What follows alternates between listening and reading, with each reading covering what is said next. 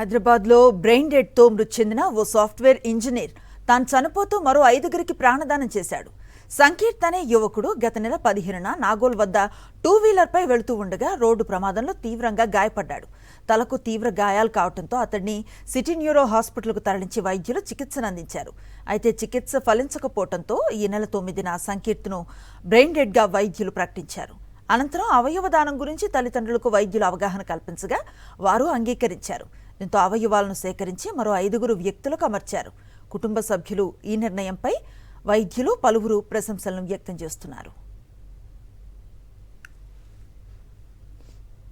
మన న్యూరోఫిషియన్స్ టీము కానీ వీళ్ళంతా బ్రెయిన్ డెడ్గా ఆయనను డిక్లేర్ చేయడం జరిగింది. సో ఈ సందర్భంగా వాళ్ళ తల్లిదండ్రులు ముందుకు వచ్చి యువకుని యొక్క అవయవ దానానికి వాళ్ళు ఒప్పుకోవడం జరిగింది.